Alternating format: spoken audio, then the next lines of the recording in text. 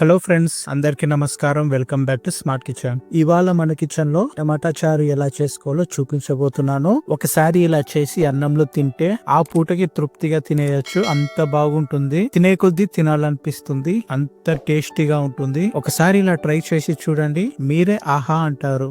ఒకసారి మీరు ఇలా ట్రై చేయండి, మళ్ళీ మళ్ళీ చేసుకొని తింటారు, అంత బాగుంటుంది. ఇక లేట్ చేయకుండా టమాటా చారుని ఎలా చేసుకోవాలో వీడియోని స్టార్ట్ చేద్దాం. ముందుగా ఒక మిక్సీ జార్ లోన 2 టేబుల్ స్పూన్ల ధనియాలను, 1 టేబుల్ స్పూన్ జీలకర్ర, 1 నిమ్మకాయ సైజ్ అంత చింతపండుని, పొట్టుతో సహా 7 నుండి 8 వెల్లుల్లిని, 1 కప్పు సన్నగా కట్ చేసుకున్న టమాటా ముక్కలను వేసుకోవాలి. మీకు నచ్చితే ఇందులో మిరియాలు వేసుకోండి, నేనైతే వేయడం లేదు. ఇప్పుడు మనం వీటిని బాగా మిక్సీ ఆడించి మెత్తగా గ్రైండ్ చేసుకోవాలి. ఇలా గ్రైండ్ చేసుకున్న మసాలాని మనము పక్కన పెట్టేసుకుందాం. ఇప్పుడు స్టవ్ పైన ఒక కడాయి పెట్టి అందులో 2 టేబుల్ స్పూన్ల ఆయిల్ వేసుకోవాలి.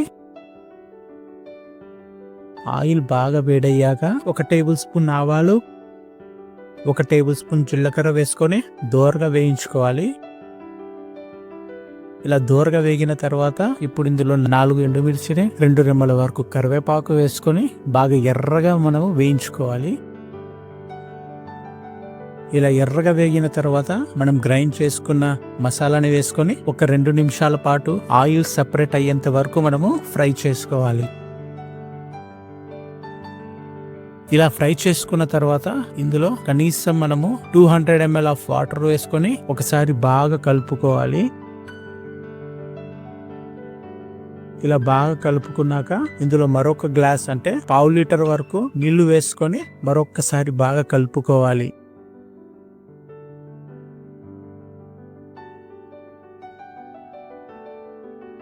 ఇలా బాగా కలిపేసుకున్నాక ఇందులో 1/2 టేబుల్ స్పూన్ పసుపుని, 1 టేబుల్ స్పూన్ కారం పొడిని, 1 టేబుల్ స్పూన్ మిరియాల పొడిని వేసుకోవాలి.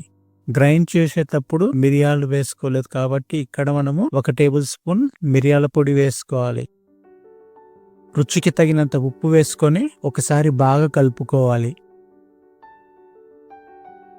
అంతా ఒకసారి బాగా చక్కగా కలిపేసుకున్న తర్వాత పైన మూత పెట్టి కనీసం 15 నిమిషాల పాటు మీడియం ఫ్లేమ్లో బాగా ఉడికించుకోవాలి. 15 నిమిషాల తర్వాత పైన మూత తీసి ఒకసారి బాగా కలుపుకోవాలి.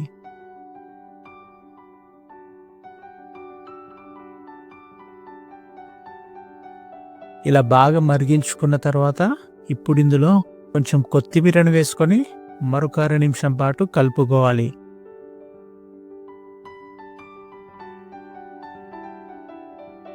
అంతే, చాలా సింపుల్గా టమాటా రసం అనేది మనకు రెడీ అయిపోయింది. వేడి వేడి టమాటా చారుని మనము అన్నంలో తీసుకుంటే చాలా అంటే చాలా బాగుంటుంది. ఆ పూటకి మనము అన్నంలో తృప్తిగా తినేయచ్చు, తినే కొద్దీ తినాలనిపిస్తుంది. చాలా అంటే చాలా బాగుంటుంది. ఈ రెసిపీని మీరు కూడా తప్పకుండా ట్రై చేయండి. వీడియో మీకు నచ్చితే ఒక లైక్ చేయండి. మీ ఫ్రెండ్స్కి, మీ రిలేటివ్స్కి వీడియో లింక్ని షేర్ చేయండి. మరిన్ని సింపుల్ అండ్ టేస్ట్ రెసిపీస్ కోసం మన స్మార్ట్ కిచెన్ యూట్యూబ్ ఛానల్ని దయచేసి సబ్స్క్రైబ్ చేసుకోండి, సపోర్ట్ చేయండి.